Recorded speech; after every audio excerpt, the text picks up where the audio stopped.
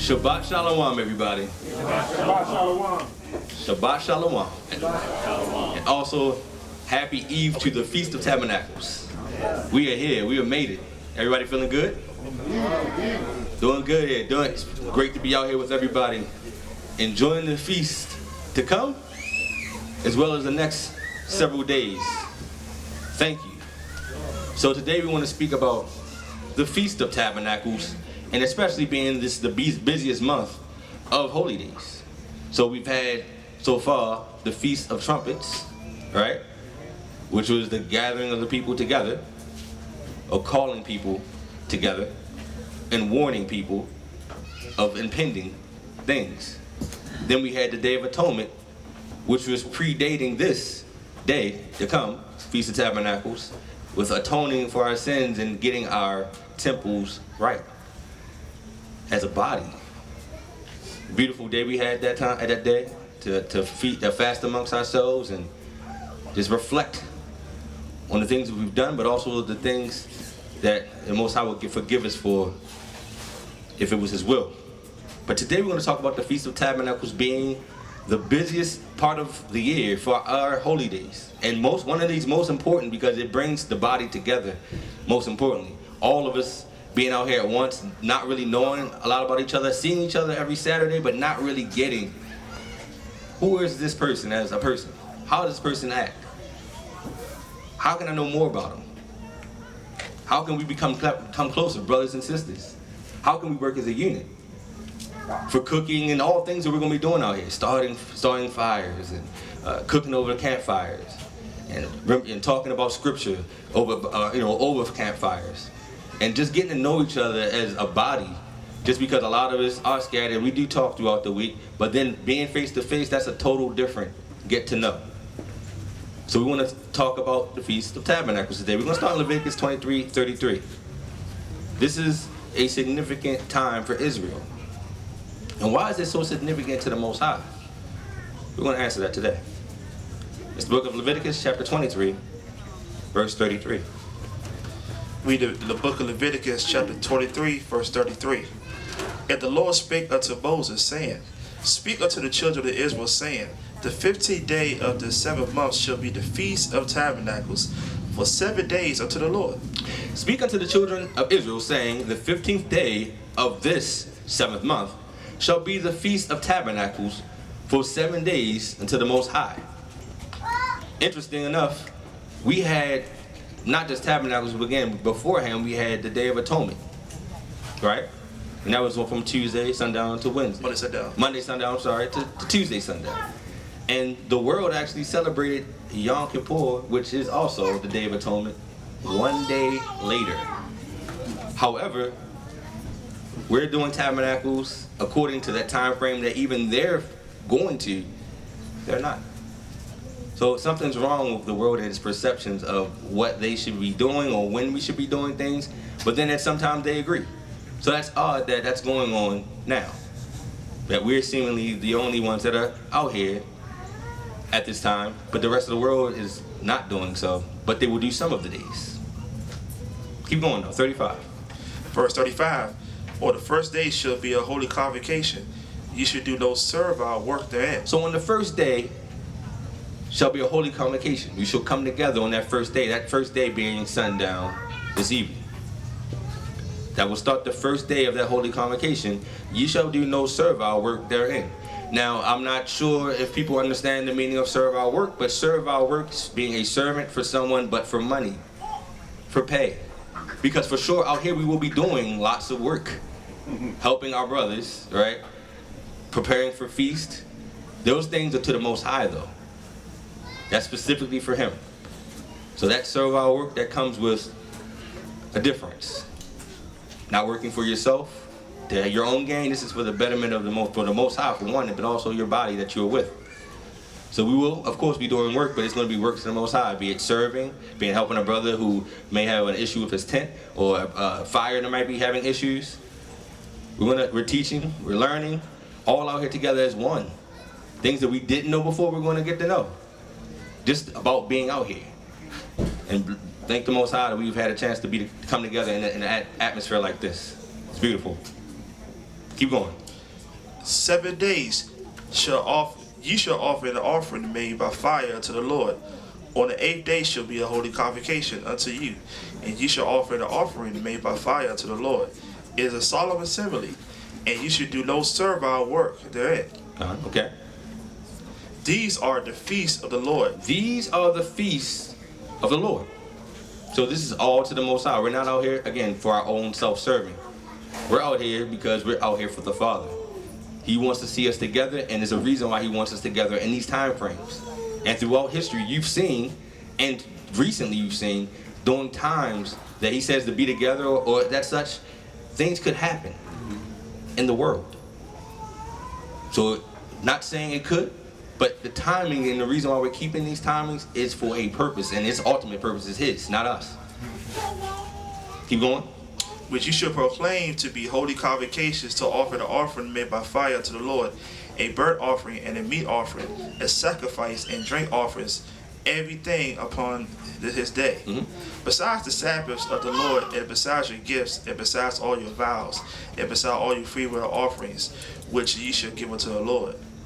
And on the 15th day of the 7th month you shall have gathered in the fruit of the land. You should keep a feast unto the Lord 7 days. On the first day shall be a Sabbath. On the first day should be a Sabbath. So we have the Sabbath going into sundown. Now it's a Sabbath now, but also a double Sabbath starting this evening. So a Sabbath beginning now. Okay, keep going.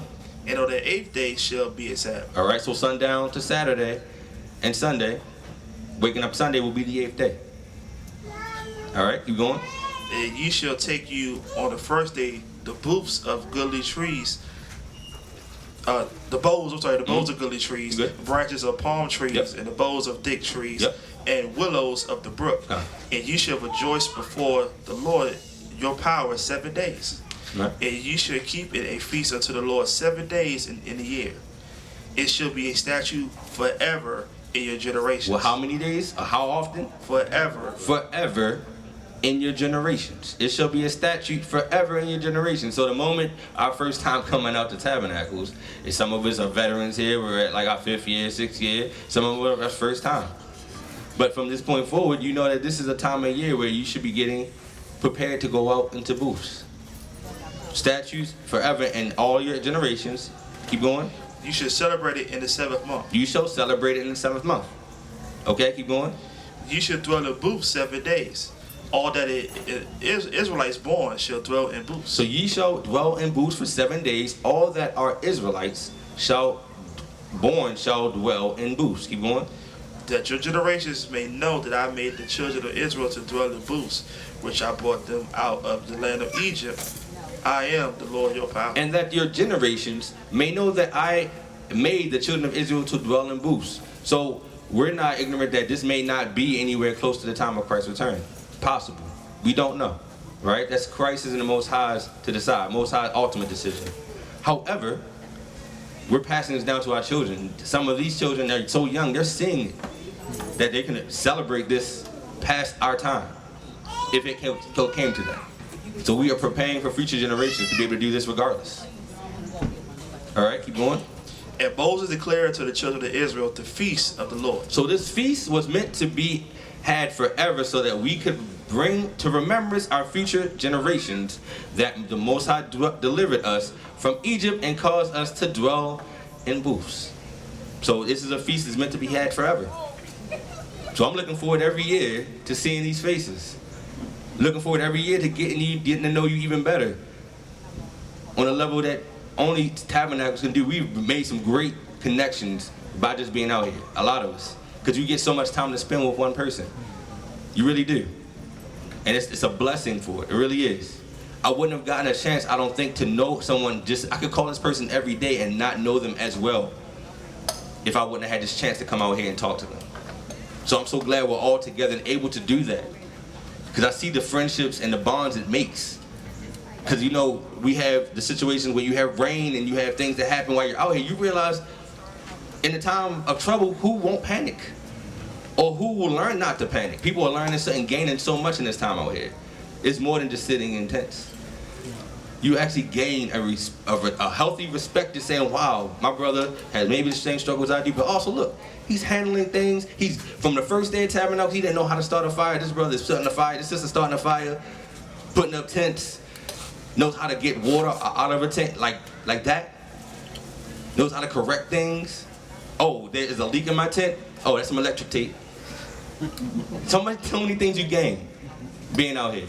After years and years and years, after days and days and days of being out here, you can't ask for that. You can't purchase this kind of training because it's first on the spiritual level, then second on the physical.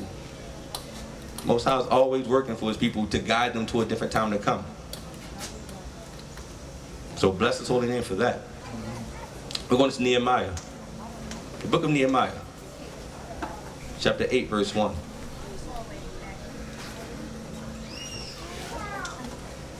Just to see the folks who come every year and say, I love this time of year. And then see the folks who've never been here before saying, I love this. Oh my goodness, I've never seen a gathering to do this in this setting. And knowing under the truth of the word of the Most High. Being our God the entire time. Can't ask for anything better than that. I know a lot of us, and you'll see some of the brand new folks, when you have to end up going home after the 7 days, so soak up every moment you have. That struggle just to walk in the door into the world after you've been out here with your brothers and sisters for 8 to 9 days, 7 for some. Just that feeling of freedom that you had out here versus what you have once you go back into the world. Definitely a different feeling. You see the benefits of being out here, being able to be under the Most High's eyes directly, and have all the time in the world to chop scripture up with your brother and sister, get to know them on that personal level. Oh, I didn't know you grew up there. I didn't know you went to school there. Those conversations that just won't happen over the phone a lot of times, just because you don't have the access to that person. Maybe not have their phone number. Maybe there's so many things going on in life. Now you have no chance but to sit and talk. No choice. Sit and talk. So now you have the opportunity to get to know who you did not know, and then who you thought you knew, get to know them even better. Nehemiah 8 and 1. Read the book of Nehemiah, chapter 8, verse 1. We were just talking about the scripture prior to the lesson. Spirit of the Most High works. And all the people gathered themselves together as one man into the street that was before the water gate. And they spake unto Ezra the scribe to bring the book of the law of Moses, which the Lord had commanded to Israel. And Ezra the priest brought the law before the congregation, both of men and women, and all that could hear with understanding, upon the first day of the 7th month. And he read therein before the street that was before the water gate, from the morning until midday, before the men and the women, and those that could understand. And the ears of all the people were attentive unto the book of the law. So, and all the ears of all the people were attentive to the books of the law. Right? You going? Verse 4. And Ezra the scribe stood upon a pulpit of wood, which they made for the purpose, and beside him stood Medaiah, and Shema, and Ananiah, and Urijah, and Hilkiah, and Baashiah, Messiah, and on his right hand, and on his left hand, Pedaiah, and Bisha, and Micaiah, and Hashem, and Hashabana, and Zechariah, and Bishalom. What does this image remind you of? Street preaching. It reminds you of street preaching. Street preacher. Yeah. Brother, you have one brother standing tall. Then on the sides, to the left and the right, you have all your brothers standing in line in support, ready to provide help to anybody who comes forth. We do that now. Yep. Following the scriptures line by line. Nehemiah 8 and 5. Verse 5. And Ezra opened the book in the sight of all the people, for he was above all the people. And when he opened it, all the people stood up. And Ezra blessed the Lord, the great power. And all the people answered, Amen, Amen, with lifted up their hands, and they bowed their heads and worshiped the Lord with their faces to the ground. And Joshua and Bani, and Shebaiah, and Jamin, and Ekim, and Shabbatha, and Hadijah, and Bashia, and Kalita, and Azariah, Josabad, Hanan, Peliah, and the Levites caused the people to understand the law, and the people stood in their place. So they read in the book of the law of the Most High distinctively and gave the sense and caused them to understand the reading. So he read from the book in the law, distinctly, and gave the sense and caused them to understand the reading. All right, keep going. Verse 9. And Nehemiah, which is the Tishada, and Ezra the priest, the scribe, and the Levites that taught the people, said unto all the people, this day is holy unto the Lord your power. Mourn not, nor weep, for all the people wept, for they heard the words of the law. For all the people wept, for they heard the words of the law. That's just conviction. Because when you hear reading the word of the law and you're hearing it, and you're seeing yourself there, like I have those faults still. And especially for those who struggle. I know a lot of us struggle out here, and we read the word and we see like, I'm not measuring up. I'm trying. I still have that struggle. I need help. Definitely reach out to the deacons and reach out to the brothers who have you and the sisters who have you. But just when the law has been read and you can see to the point where you just want to follow it. You just want to follow the Father, bringing them to tears. For all the people wept when they heard the words of the law. For this day is holy. Mourn not, nor weep. Keep going. Then he said unto them, go your way, eat the fat, and drink the sweet, and send portions unto them, for whom nothing is prepared. For this day is holy unto the Lord, to our Lord. Neither be ye sorry, for the joy of the Lord is your strength. So while we're out here, the joy is our strength. This is no time for sorrow. If there's sorrow, we're going to talk it out so it can be joy, so we can live in the Spirit. This is a blessed time, a holy time. A time to get to know everyone. Who's your brother, who's your sister that we call family. We're going to really see that. Now it's going to be locked in. So you can say family by word and the actions come in. Who's really family? By the actions, you'll see the family. And this is what these times here prove. Family. Your real family is here. You have family in the world, yes, but you also have an extended family who are just as tied to you as those in the flesh by blood. Keep going. Verse 11. So the Levites stilled at all the people, saying, hold your peace, for the day is holy, neither be ye grieved. And all the people went their way to eat and to drink and to send portions and to make a great mirth, because they had understood the words that were declared unto them. And on the second day were gathered together the chief of the fathers of all the people, the priests and the Levites, and unto Ezra the scribe, even to understand the words of the law. And they found written in the law which the Lord had commanded by Moses, that the children of Israel shall dwell in booths in the feast of the 7th. So as they searched the scriptures, they found written in the law which the Lord had commanded by Moses, that the children of Israel should dwell in booths in a feast for 7 of the 7th month. Keep going. And they shall publish it and proclaim in all their cities and in Jerusalem, saying, go forth unto the mount and fetch olive branches and pine branches and myrtle branches and palm branches and branches of thick trees to make booths, as it is written. So they were making booths with the branches. You circling here to 2018, we were collecting branches yesterday. Maybe not these by name, but collecting branches a lot before Shabbat fell on. Right before the sun was coming down. We would start collecting so we would have that time to rest. So they had the same things here. They just were collecting to actually build their booths. We're not there yet quite. We kind of living in a different time. Maybe that time comes. Pray the Most High, that does come. We are able to actually build our own booths. I know that's actually work. Not the Walmart buys we got right now. Not one of these tents that we got offline. But actually to build your booths. Keep going. Verse 16. So the people went forth and brought them, and made themselves booths, every one upon the roof of his house, and in their courts, and in the courts of the house of God, and in the street of the water gate, and in the street of the gate of Ephraim. And all the congregation of them that were come again out of the captivity made booths, and sat under the booths, for since the days of Jeshua, the son of Nun, unto that day had none of the children of Israel done so, and there was very great gladness. Also day by day, from the first day unto the last day, he read in the book of the law of the Most High. And they kept the feast 7 days. And they kept the feast 7 days, and what? And on the 8th day was a solemn assembly according to the manner. According to this manner. So you see the people in these days, they collected the booths.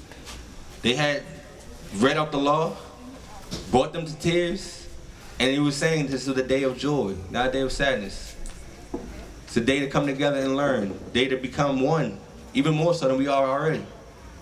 We're gonna keep going though. We're gonna go to the book of Zechariah 2 and 3. These days are ordained. Really, and we see it every year. And we just started out. That's really our first day out here. We were here last night, but this is our first day, starting to come into the first day now, and going in. And it's gonna be some amazing sights. I'm sure amazing stories coming out this day, because we have amazing stories and sights from every year we have Tabernacles. And we can tell that the Most High is with these days. You can see it everywhere, throughout nature. Just an example, as we were yesterday starting fires just so we can go into the Sabbath while fires lit, in our own areas we had dry leaves all over the ground to be able to keep the fires going.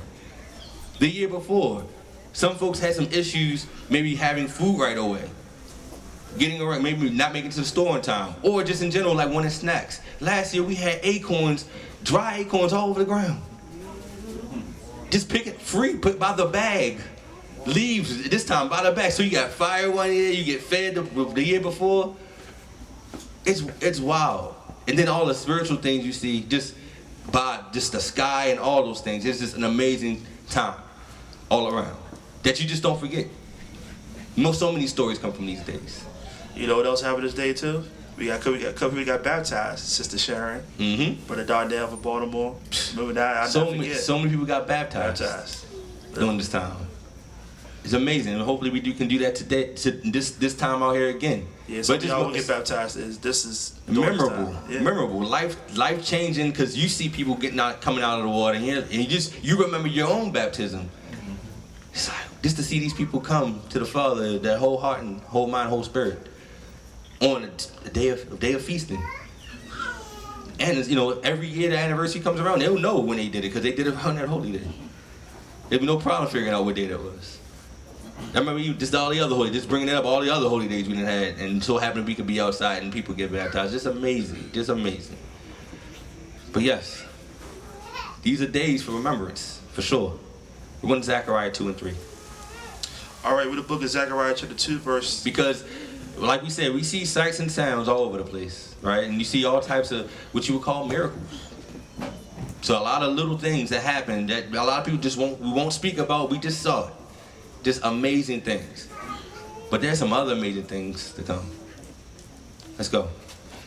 With the book of Zechariah chapter 2 verse 3. And behold, the angel that talked with me went forth, and another angel went out to meet him, and said unto him, Run, speak to this young man, saying, Jerusalem shall be inhabited as towns without walls, for the multitude of men encountered therein. So Jerusalem shall be inhabited as a town without walls. So a town with walls has some kind of level of fortification where people can't just run up in there.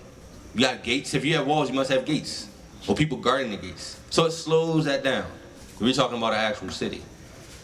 We're talking about a people. Jerusalem shall be inhabited as a town without walls, for the multitude of men and cattle therein, still with abundance. We will continue to get abundance. We're not leaving anywhere empty-handed. It's not going to be by our name. We're not going to be even looking for it. It's just going to come. Yep. Just by the word of the Most High and His promise. Zechariah 2 and 5. Verse 5. For I said the Lord will be unto her a wall of fire round about, and it will be the glory in the midst of her. What town needs walls? When you have the Most High, creator of heaven and earth, Ahaya, circling His people, as a wall of fire round about. And it might not even be a fire that everybody can necessarily see. Who knows? It's his choice. But what if we can see it and maybe those who are against us can't? Or what if we can't see it and those who are against us can? Because multiple times in the scriptures we've seen times where we didn't know we had protection and for sure was there. So for sure we will have a wall of fire around us.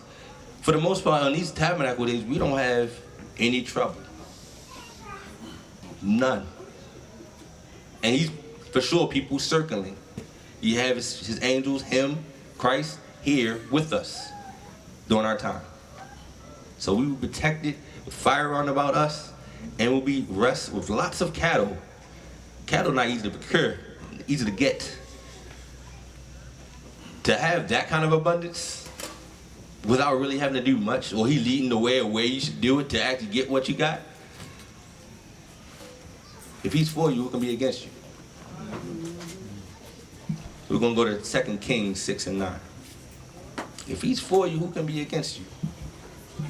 So I see out here, right here, as we're out here, we're learning to not trust our daily comforts.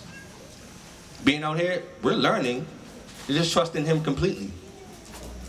He's taking care of everything, as long as we do our part as well. And that's what we're doing. Be it the Most High's will. It's amazing because, people come out here and they may not have things they need, and the Most High make a way. Somebody might come in not with a tent or not any food, and the Most High make a way that we able to, nobody to lack. That's the definition of brotherly love. Love your neighbors, you love yourself. Love thy neighbor as we love thyself. Okay, I'm gonna eat, you gonna eat good too. If you don't have a tent, I'm gonna miss you have a tent. You got it. So nobody goes without it. You right. That's the other part of it. Just nobody goes without. That abundance is spread throughout. Everything's shared in just one big pool. And nobody goes without here. And we won't let him. Even if somebody doesn't speak up, we know. You're going to get what you need. So welcome to the family, I say, for all those who are new. And for those who continue with us. Family. 2 Kings. All right, read the book of 2 Kings, chapter 6, verse 9. And the man of the Most High said unto the king of Israel, saying, Beware that thou pass not such a place, for thither the Syrians are come down. And the king of Israel sent to the place which the man of the Most High told him and warned him above, and saved himself there, not once nor twice. Therefore the heart of the king of Syria was sore troubled for this thing, and he called his servants, and said unto them, Will you not show me which is of us is the king of Israel? All right. And one of the servants said, None, my lord, O king, but Elisha, the prophet that is in Israel, telleth the king of Israel the words that thou speakest in the bedchamber. All right, so you got none, my lord, O king, but Elisha the prophet that is in Israel, telleth the king of Israel the words that thou speakest in thy chamber. Keep going. And he said, Go, and spy where he is, that I may send and fetch him. And I was told him, saying, Behold, he is in Dohan. He is in Dothan. All right, keep going. Therefore sent he thither horses and chariots and a great host, and they came by night and compassed the city about. So you had those coming forward, using thither with horses, chariots, and a great host. They came by night to compass the city. So they surrounded it. Surrounded the city. So, okay, keep going. And when the servant of the man of God was risen early and gone forth, behold, a host compassed the city, both with horses, with horses and chariots. And the servant said unto him, Alas, my master, how should we do? So they're sitting here in a can't win situation, they feel. The servants are. Servants are using their eyes. We can pass with armies. What are we going to do? And I'm for sure, if things happen the way a lot of us read about, thinking that, that's the end-all be-all, that people are going to come and try to do some compassing of the children of Israel. And somebody's going to hold on, friend. Can you please look around you and see what's really here? Keep going. And he answered, Fear not. Fear not, says Elisha. Keep going. For they that be with us are more than they that be with them. And Elisha prayed and said, Lord, I pray thee, open his eyes that he may see. There's going to be some at some point. We're going to have maybe this situation again, and we're going to think to this story specifically that there may be a can't win. Where they're going to look like, hey, when you're talking about Jerusalem and having like a town without walls, hey, those people are not protected. We can do something to them. We can get from them. They're an easy target.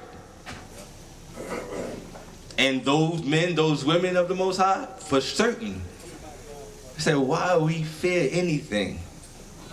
Have we not read? This is not even the only time this has happened. As I recall, Jacob and Esau had the same situation as Esau was in pursuit of him, written in the book of Joshua. As he chased Jacob and didn't realize that the Most High sent angels to humble Esau, to say, he's not by himself, brother. And by the time he was able to meet Jacob, that anger he had to be humbled to a kiss and a hug. Yep. Praise. All praises. So that's faith in a sense. There's no fear needed. When the Most High is for you, again, who can be against you? Finish this out, brother. And the Lord opened the eyes of the young man, and he saw, and behold, the mountain was full of horses and chariots of fire round about Elisha. So the angels, which a lot of times you read, which are basically pure fire, a lot of times appearing, came down to protect the people once again, and the Father will provide protection of fire also in our time. He won't fail us. That's where the trust comes in for the Most High. He will not fail. Let's go to Zechariah 14 and 16. When I read these stories, just the amazing thing about it is that it's going to happen again. We're going to see these towns again. And it's just, we're not going to necessarily be shocked, but when you see it, it's going to be like, wow, there it is. Because I know a lot of us seen the glory of the Most High in some things throughout our lives, our daily lives, not maybe in a group, but maybe in our daily lives, seen some things we just couldn't explain. And we were like, wow, Father, wow. Is that what it is? Thank you for letting me see a peek of what's to come. Thank you for letting me see a peek of what's to come. But these days again, sure to come, so says the word. It will happen again. Where is Zechariah 4:16? 14. We are Zechariah 14 and 16. And it shall come to pass that everyone that is left of all the nations which came against Jerusalem shall even go up year to year to worship the King. So it came to pass that everyone that is left of all the nations, right? That's outside of Israel. That's outside of Jacob's bloodline. All the nations. Keep going. Shall even go up year to year to worship the King, the Lord of hosts. Christ, right? Christ. Worship the King, the Lord of hosts. All the nations, be it you Jacob Israelites or not. Keep going. And to keep the feast of tabernacles. Keep the what? To keep the feast of tabernacles. Christ, at a time being here to worship, be worshipped as the King, the Lord of hosts. Also during the Feast of Tabernacles, then. See the importance? It applies to a later time. Keep going. And it shall be that whoso would not come up of all the families of the earth unto Jerusalem to worship the King, the Lord of hosts, even upon them shall be no rain. And if the family of Egypt go not up and come not that have no rain, there shall be the plague wherewith the Lord will smite the heathen that come not up to keep the feast of tabernacles. The Most High is looking at this as important. To non-Israelites. What do you think he would do to Israelites that don't do the same? So he's counting us all, be it Israelite or Gentile, to keep the feast. Because at a point in time, you're going to have to do it under his rule.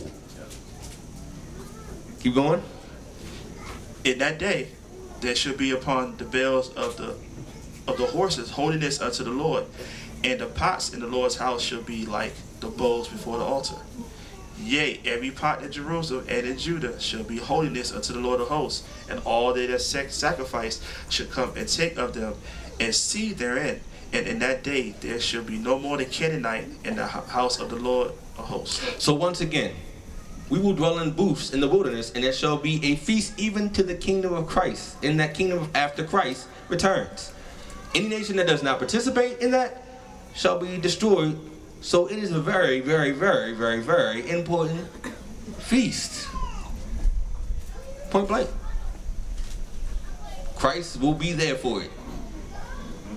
So we're practicing, as that day could come, the end of this Shabbat, it could come the end of the feast.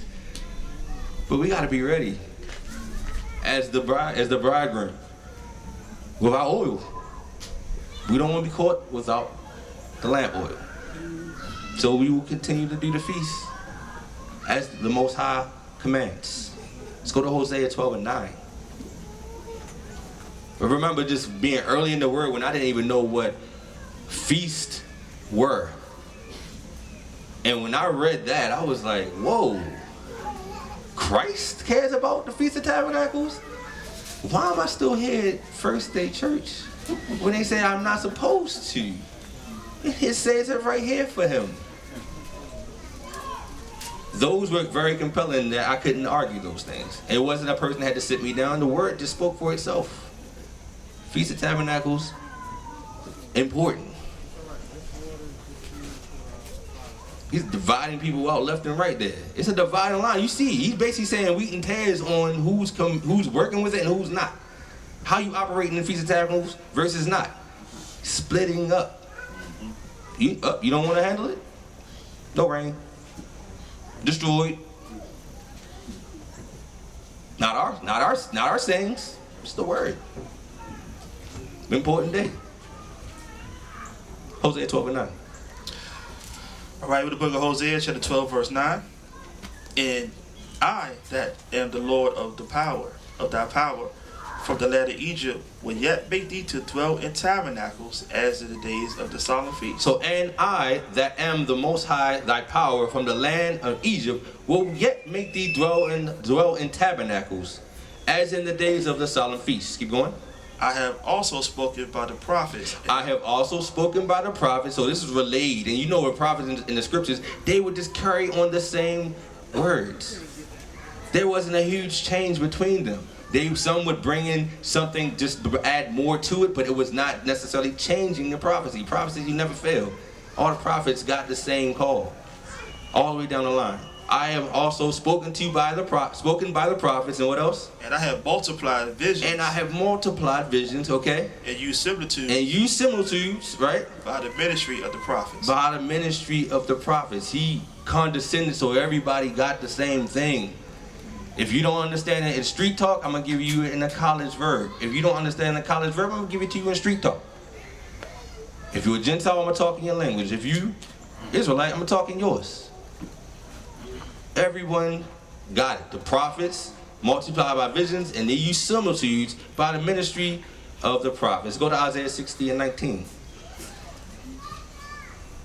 Use similitudes.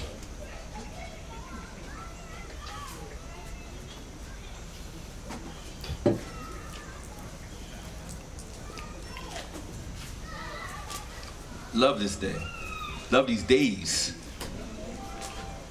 And when you realize how important it is, like you already love it because of the camaraderie and the feasting and how is the Most High is important. But then once you see how much he cares about it, you're like, okay, makes sense.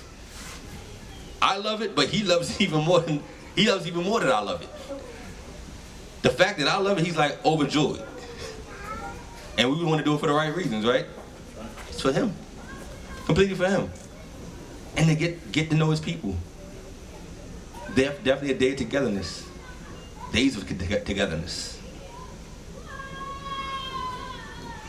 Isaiah 60:19. Read the book of Isaiah, chapter 60, verse 19. The sun should be no more thy light by day, neither for the brightness shall the moon give the light unto thee. But the Lord shall be unto thee an everlasting light, and thy power, thy glory. So the moon shall no more light by thy light by day, neither for the sun. Brightness shall be the moon give light unto thee, but the Lord shall be unto thee an everlasting light. And thy glory, thy power, thy glory, God thy glory. And you read about that like Revelations. When you have the kingdom, no more the glory of the sun. Most High, they're the light therein. No more sun. No more moons needed. They're lighting it. Keep going. Thy sun shall no more go down, neither shall thy moon withdraw itself. For the Lord shall be thy everlasting light, and the days of thy mourning shall be ended. That's an amazing time in itself. I can't imagine. We've never lived in a time where we didn't have a sun. Or a star, what they call it. Never known what that even looks like. But imagine that. Being lit by the glory of the Most High. So after the Most High causes us to dwell in the wilderness, there will come a time of rest for our people, which shall go on forever. That's why we sit here and we struggle just a little bit, try to be out here and figure out how to dwell in these booths and see how is it being out here in the wilderness. And yeah, this is not like my air-conditioned home, but the peace to come afterwards. After just that little bit, and this is not hardship, by the way. Hardship may come, but this is nothing compared to what it could be. But that peace that you'll have, that shall go on forever, that's like studying for a test, and once the test comes, it's a breeze. And you passed it with flying colors. And you get that reward. So we shall have Christ for light, and death itself shall no longer exist. Living forever in peace and harmony. Joy, peace, long suffering, and temperance. Just living in the Spirit. Can't ask for anything more than that. We're going to Isaiah 11:11.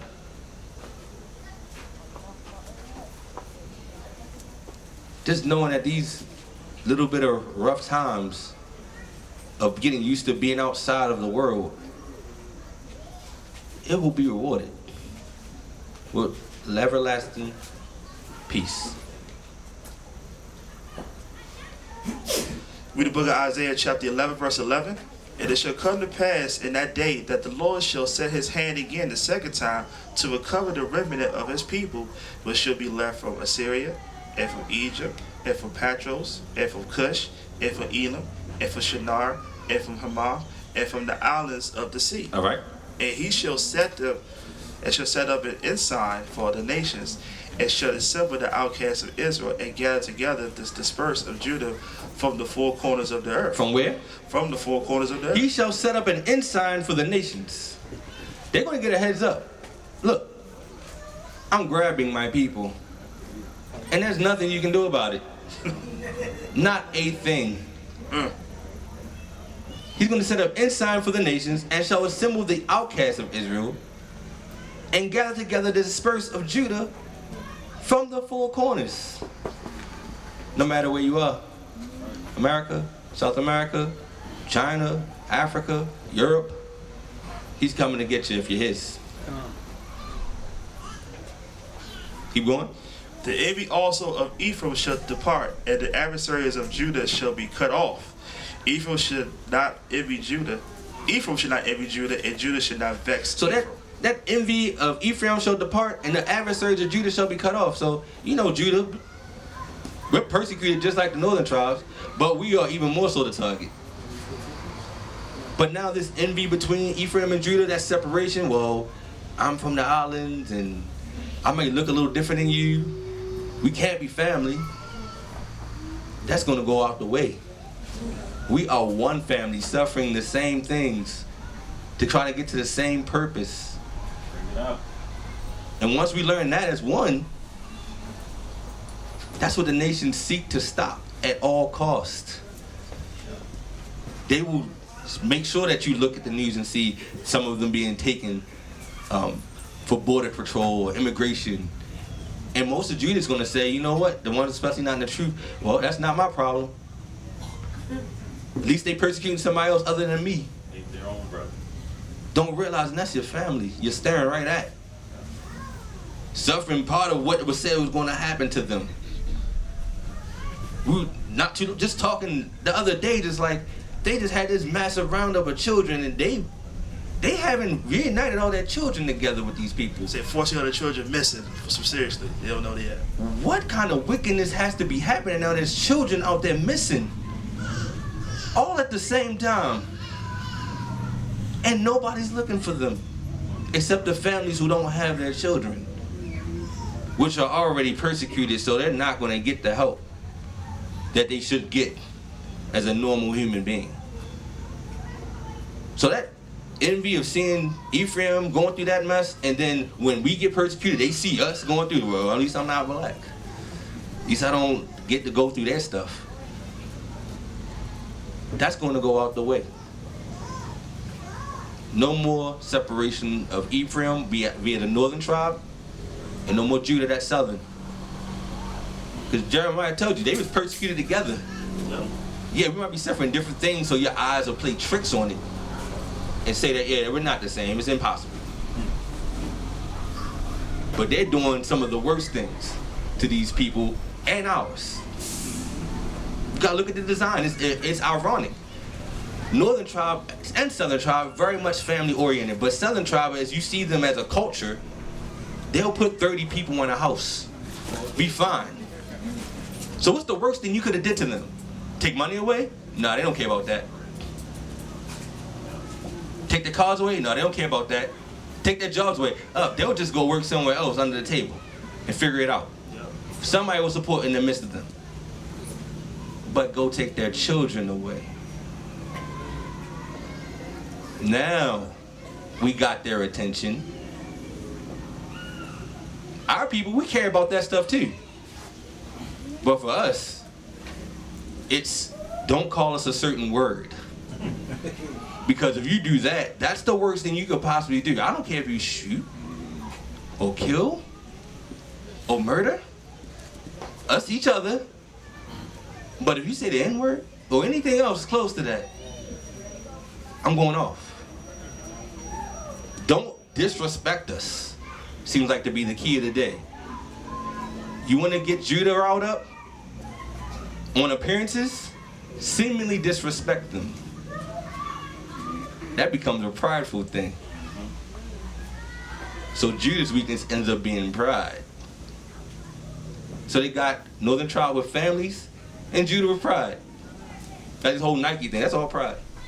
Why do you care? 400 years you haven't gotten any kind of resemblance of being together or being equal to anyone. How many years you going to march?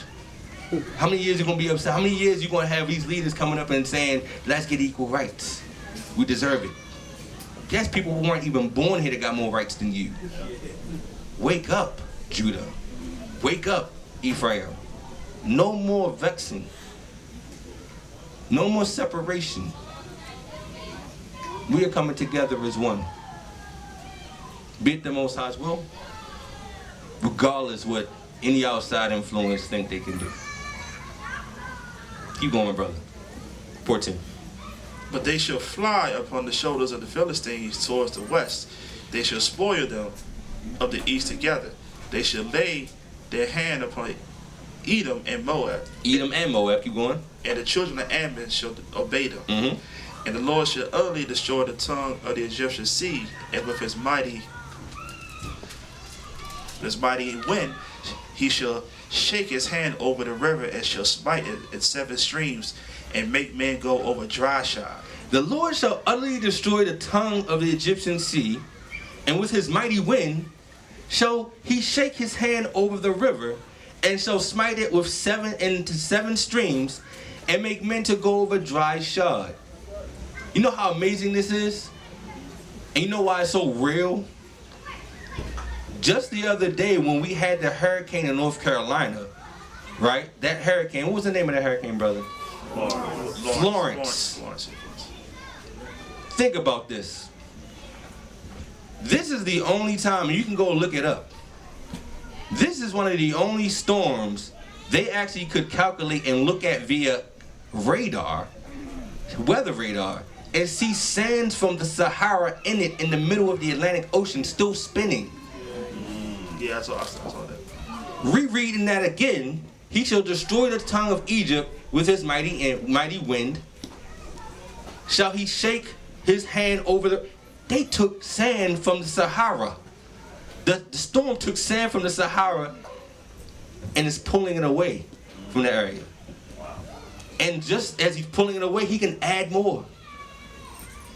And mightily destroy it so that that little tongue, where that split is, where you can't get across to Israel, dry shot. We're seeing already storms can move anything. It's starting to rearrange the coast of America as we speak. You've seen all these beaches being ripped up and changed. New islands being formed off of the storms. You would think that stuff just destroys. When by destroy, Most High creates. You're thinking with the eyeballs like he's just knocking everything. No. He can destroy whatever he wants, but in whatever's left after it could be a creation, and it, according to his will, it will be there. So on the edge of Carolina, you have all these barrier islands that could go away, and then all of a sudden you have a brand new island that just appeared out of nowhere. In the Bahamas, the same way. In the north, the islands, the Caribbean, all the same thing. All throughout the world, mighty winds will come and just bring sand, bring debris, and then all of a sudden something will pop up, or something can go away. So for sure, this isn't just words. For sure, if he says it, Most High be it. Keep going. Verse 16, and there should be a highway for the remnant of his people. There should be a highway. We call highways a place of mass transportation, where all the cars and all the people can go all at once. They took that word right from here and put it in actual everyday sayings. And there shall be a highway. All the brothers and sisters moving right through on dry shod with ease. Keep going. Which shall be left from Assyria, like as was to Israel in the day when he came up out of the land of Egypt. So the Father's hand or arm is Christ, where we were recovered the first time by being physically led out of Egypt. And we will once again go through the same journey. There will be a highway through Egypt through which shall pass, and also through the Red Sea. We will be in those tents again someday. Let's go to Isaiah 4:4. Building a highway for his people, using mighty winds to go on dry shod and go home.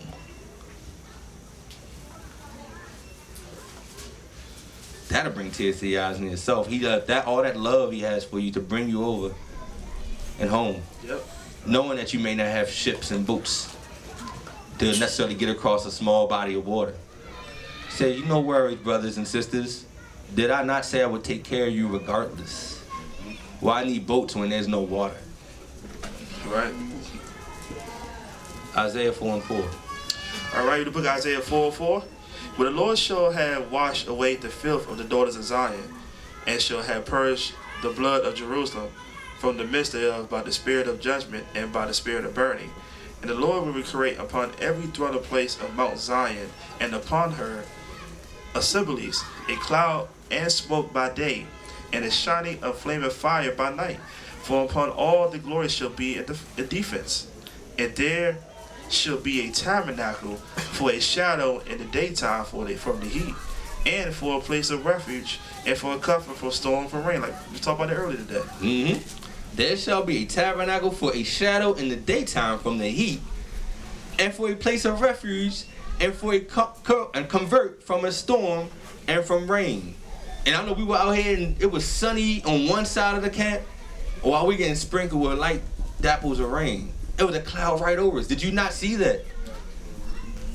Everywhere from the east to the west, the north and the south was all sun. And there was a cloud over the camp. Here. Multiple times today. Just in our location. Just in our little location. But over across the river, you didn't see any rain. It was just sunny. I'm like, how is this even possible? Sun's beaming. Multiple times already this happened. We're going to Isaiah 27:12. So again, there will be another cloud over us like during the journey out of Egypt the first time, which will lead us and protect us from the harsh elements. He loves us, even if we don't love ourselves. And I know a lot of us, we go get down in the dumps on ourselves sometimes. But he has you regardless in his sight. He knows what you're going to be in the end, not what you are right now. So keep the faith. Keep the faith, brothers and sisters. We're all workers in progress here. He's refining us in the refiner's fire so we can be pure gold and silver in the end. Isaiah 12. We are Isaiah chapter 27, verse 12. It shall come to pass in that day that the Lord shall beat off from the channel of the river unto the stream of Egypt, and ye shall be gathered one by one, O ye children of Israel. And it shall come to pass in that day that the great trumpet shall be blown, and they shall come which were ready to perish in the land of Assyria, and the outcasts in the land of Egypt, and shall worship the Lord in the holy mount of Jerusalem. So after almost dying and going through great tribulation, we will be called back to Jerusalem, but not before going through great trials ourselves to be proven worthy. So we're going to get some of these bumps and bruises. Tabernacles might get a little bit more rough year by year. By design. We were just talking, mentioning earlier, look, rough times here, hopefully when it comes down to comfort, it won't be nothing. We will be so hardened at that point that comfort will be a complete joy. Because those people who come through that have been through some trials. Not just tabernacles, I'm just talking about life after this. It's going to be through some trials you got to go through, because he wants to make sure when you enter, there's nothing else left in you that says, what else? Daniel 12:7.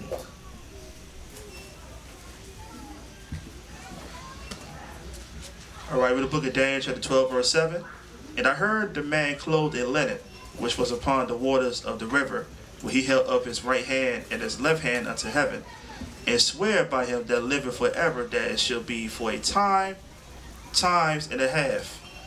And when he shall have accomplished to scatter the power of the holy people, all these things shall be finished. All right. And I heard, but I understood not.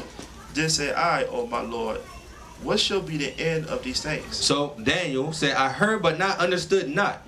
Then said I, O my power, what shall be the end of these things? Keep going. And he said, go thy way, Daniel, for the words are closed up and sealed to the time of the end. So these words closed up and sealed to the time of the end. Keep going.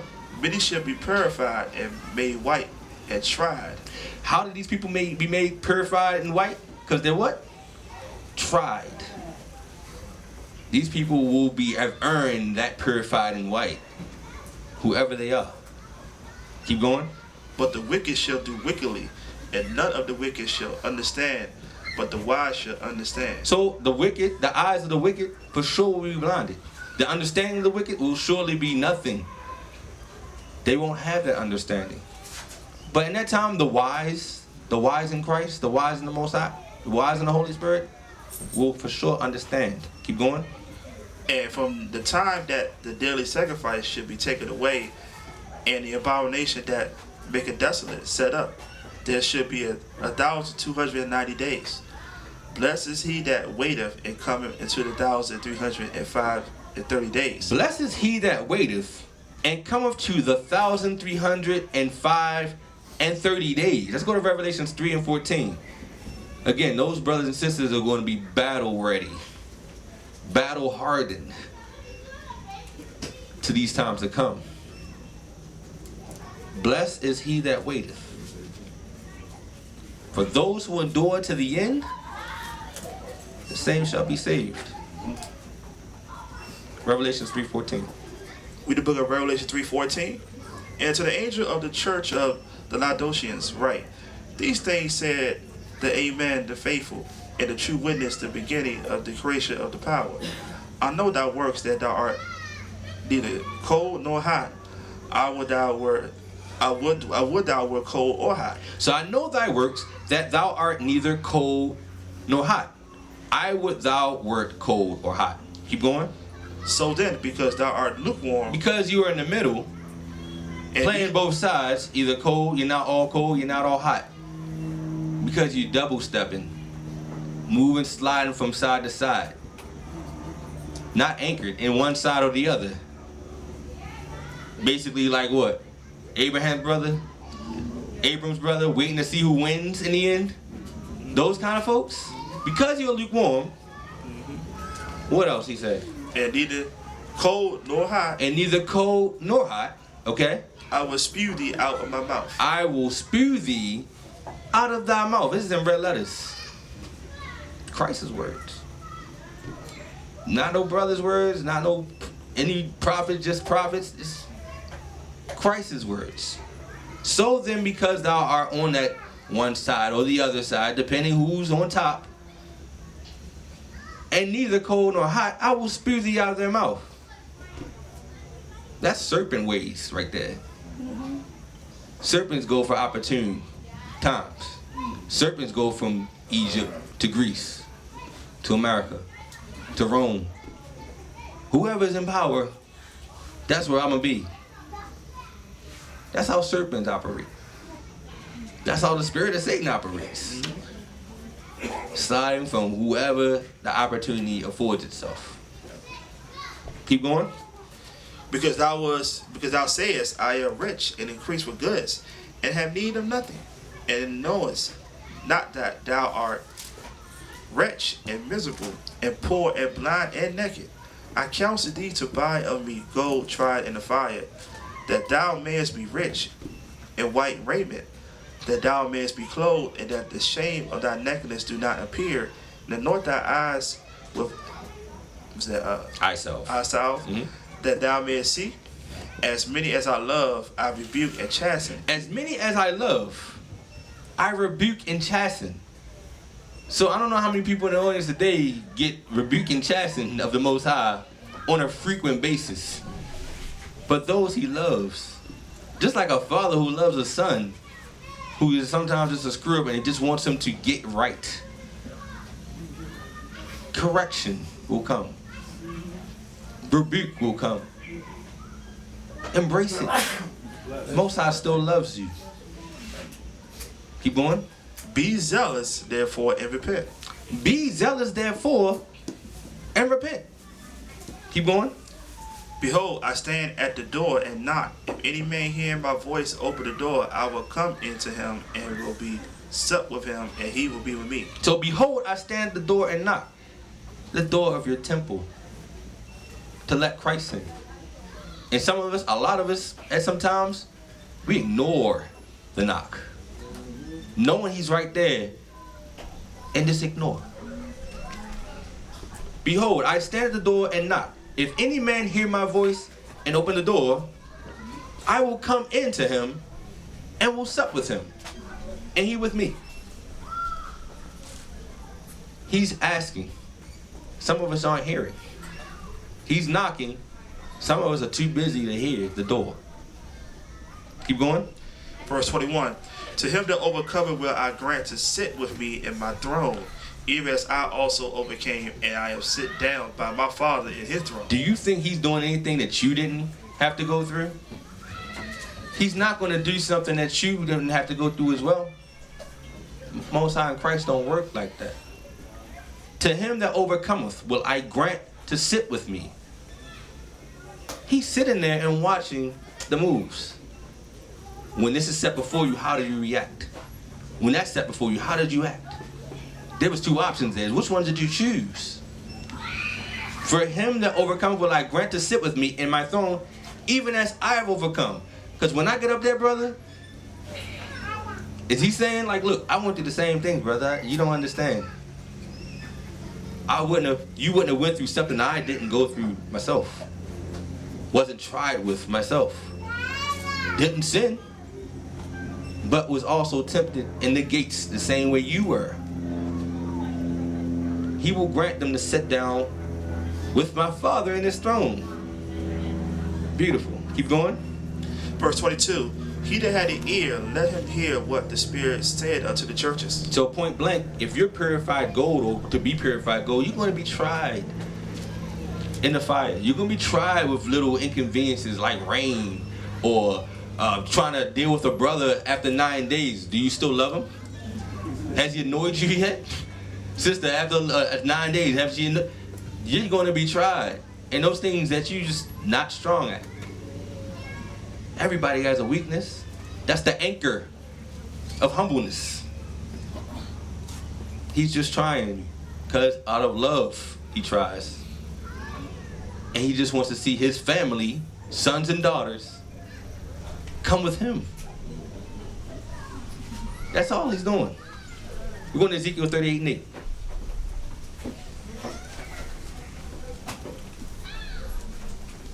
You work hard for something, using the instructions provided for the test to come, you will be surely rewarded, just like any student would.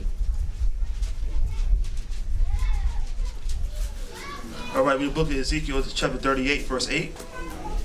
After many days thou shalt be visited. In the latter years thou shalt come in the land that is brought back from the sword, and is gathered out of many people against the mountains of Israel, which have been always waste, but it is brought forth out of the nations, and they shall dwell safely, all of them. So the mountains of Israel, which have been always waste, but it is brought out forth of the nations, and they shall dwell safely. Some of them, all of them shall dwell safely. So those mountains of Israel, who he's selecting day by day, hour by hour, birth by birth, he's selecting them to pull out of the nations, so that when you come, you will dwell safely, whoever you are. Ezekiel 38:9. Thou shalt ascend and come like a storm. Thou shalt be like a cloud to cover the land, thou and all thy bands, and many people with thee. Thus said the Lord power, it shall also come to pass that at the same time shall things come into the mind, and thou shalt think an evil thought. And thou shalt say, I will go up to the land of all walled villages. So at some point there will be a thought that comes to mind, with some brothers and sisters that may be together, but they're not thinking about we need arms, or we need to necessarily protect ourselves like the world protects themselves. And at some point someone's saying there's an easy target out there who has lots of abundance, and I don't know how they got it, but we need to do something about that.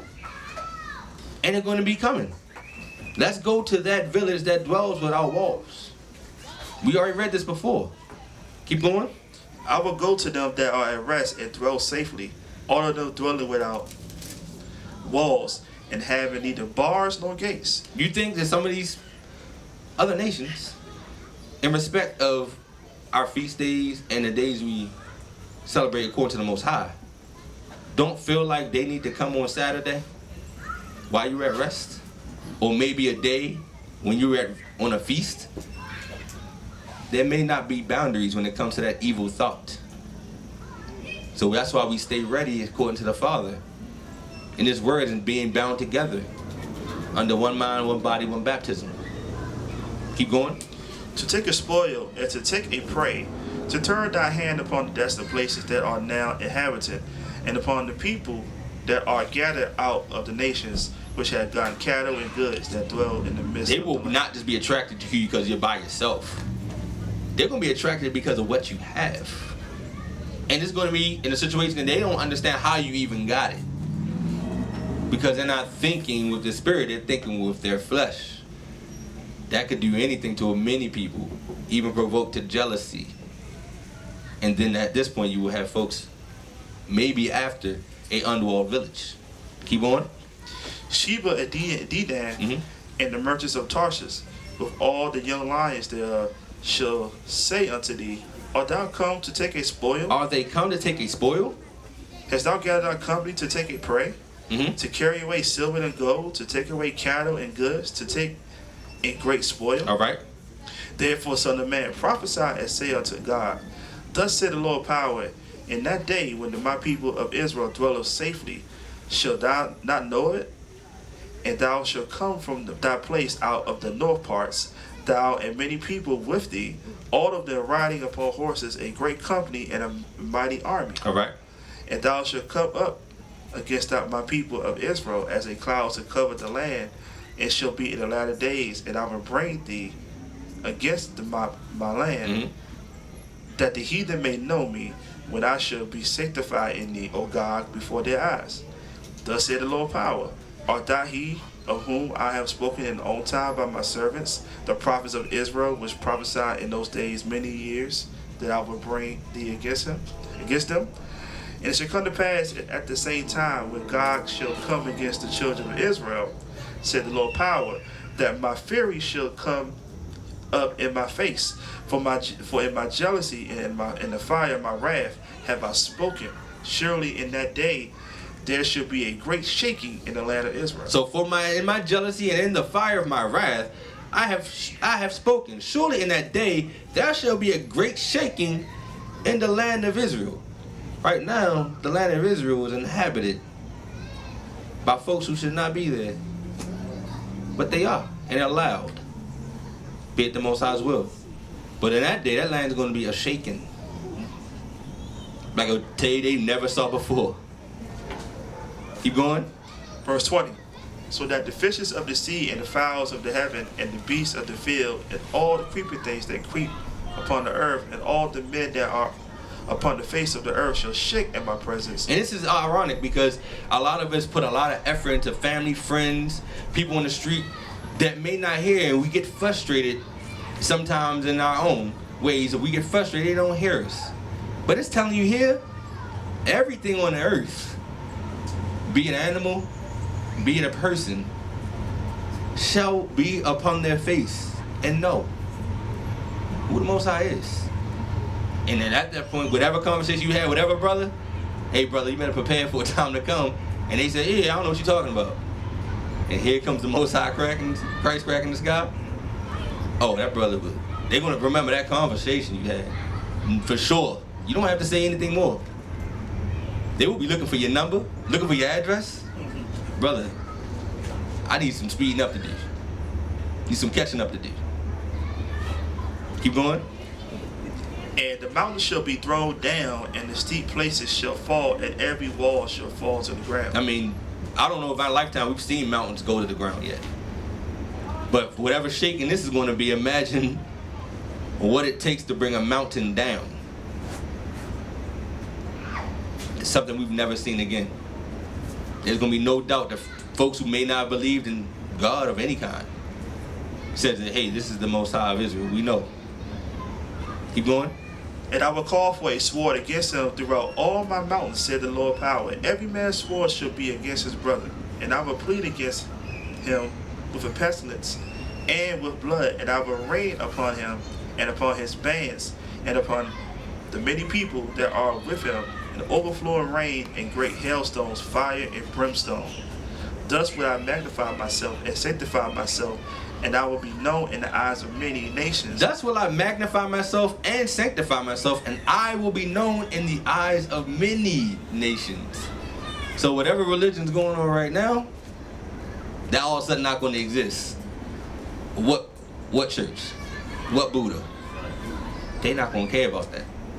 Because Buddha or whoever they worship couldn't have did that. Every knee shall bow in these days.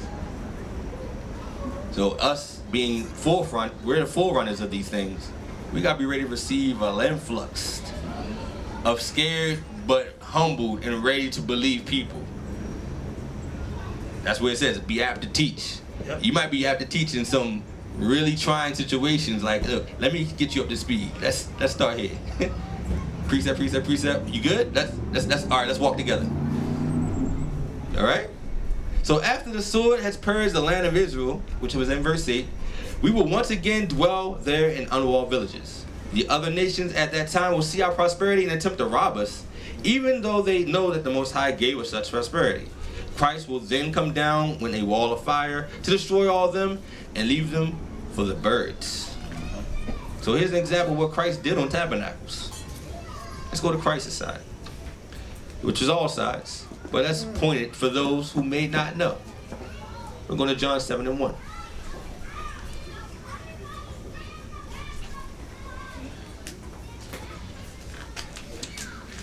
Christ did on the tabernacles. That's why we, followers of Christ, will do the same. Now we read the book of John, chapter 7, verse 1. And after these things, Yeshua walked in Galilee, for he would not walk in Jewry, because the Jews sought to kill him. Now the Jews' feast of tabernacles was at hand. Okay. His brethren therefore said unto him, Depart hence, and go to Judea, that thy disciples also may see the works that thou doest. Okay. For there is no man that doeth anything in secret, and he himself seeketh to be known openly. If thou do these things, show thyself to the world. All right. For neither did his brethren believe in him. Then Yeshua said unto them, My time is not yet come, but your time is always ready. So Yeshua said unto them, obviously didn't get in the call from the Father yet. My time is not yet come, but your time is always ready. Keep going. The world cannot hate you, but me it hateth, because I testified of it, that the works thereof are evil. Go ye up go ye up unto this feast. Go ye up unto this feast of tabernacles. All right, because that was the topic. Keep going. I go not up yet unto this feast, for my time is not yet fully come. For I go not up to this feast, for my time has not yet fully come. Keep going. When he had said these words unto them, he abode still in Galilee. But when his brethren were gone up, then went he also up unto the feast, not openly, but as he were in secret. So, but when his brothers had gone up, when they had left, he knew what he had to do. He knew what was written. He knew what he needed to do at that time. Because the Jews sought to what? Kill him. So working in wisdom here. You go up to the feast. He didn't say he wasn't going. He said you go. You gone up, and then when they went up to the feast, not openly, but he did it in secret. Keep going. Then the Jews sought him at the feast and said, Where is he? And there was much murmuring among the people concerning him, for some said, He is a good man. Others said, Nah, but he deceiveth the people. So you got two sides. Being any kind of leader, such as Christ was, you're going to have people that love you, especially of the Most High, when you're following this. And you saw this throughout the scripture with all the prophets. And there's going to be people that absolutely hate you. And you could have did nothing to them. But they could absolutely hate you. Just because of whatever the Most High is doing. Just because you're attempting to follow Christ.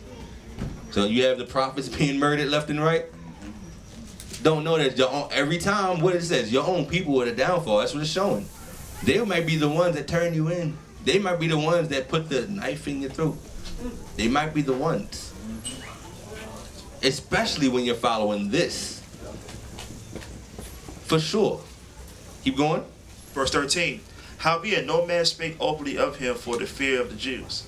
Now about the midst of the feast, Yeshua went up into the temple and taught. So in the midst of the feast of tabernacles, he's in the midst of the people. Going to the temple and teaching. Keep going.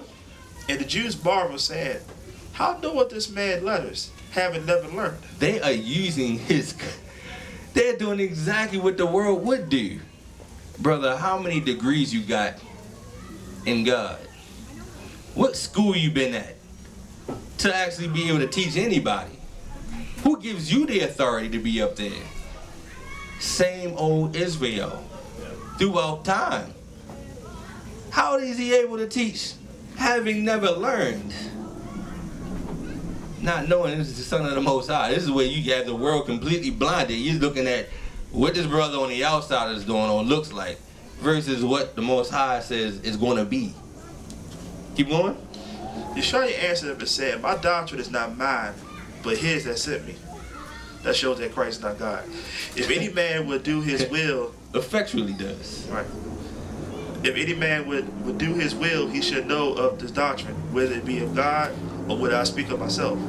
He that speaketh of himself seeketh his own glory, but he that seeketh his glory that sent him, the same is true, and no unrighteousness is in him. Mm-hmm. Did not Moses give you the law, and yet none of you keepeth the law? Why go ye about to kill me? The people answered and said, Thou hast a devil. Who go about to kill thee? So, out of all that, their rebuttal is, Oh, he must be of the devil. We definitely a devil. Let's get him out of there. Keep going. And who go about to kill thee? Yeshua answered and said unto them, I have done one work, and ye are marveled. I've done one work. And this is where we are now. Keep going. Moses therefore gave unto you circumcisions, not because it is of Moses, but of the fathers. Mm-hmm. And ye on the Sabbath day circumcise a man? Yep.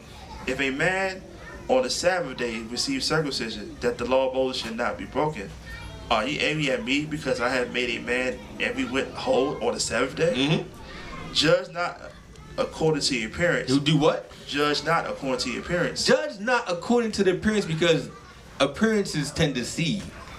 Your eyes will deceive. And you will make assumptions that aren't true using the eyes.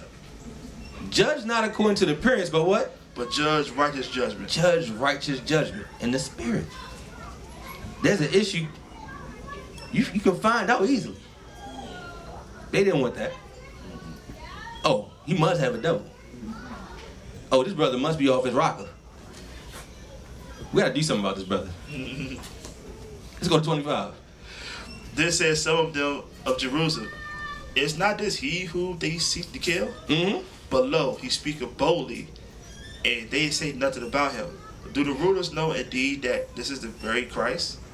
Howbeit we know this man whence he is, but when Christ cometh, no man knoweth whence he is. Then cried Yeshua in the temple as he taught, saying, You both know me.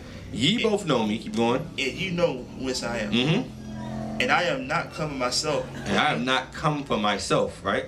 But he that sent me is true, whom you know not. Mm-hmm. But I know him, for I am from him, and he has sent me. Mm-hmm. Another scripture show that he not God. Mm-hmm. Then they sought to take him. Then they sought to take out of all this, again, saying, I'm just doing the Father's will. That's it. And when you're of the Most High, you just doing His bidding. You have no choice. You don't. All the things that go on, you just don't have a choice. It's His will. It really is. What else? Then they sought to take him. Then they sought to take him. But no man laid hands on him because his hour was not yet come. So they sought in their heart, this is going to be the night he's gone. But the Most High will says no. His hour has not come yet. Whatever you think you can do.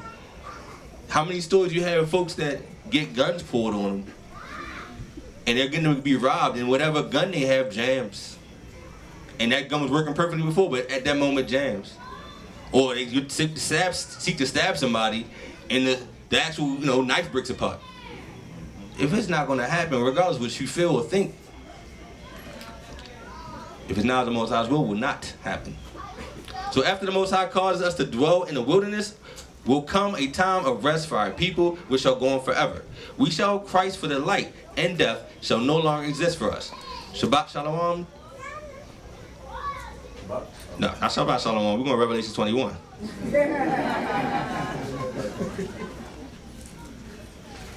We're going to Revelation 21. Then I'll say Shabbat Shalom.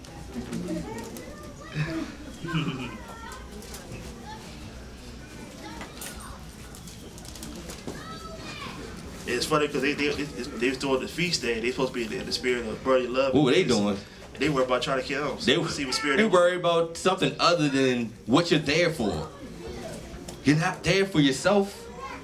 You're there for the Most High. But people got other ideas when they're not in the spirit.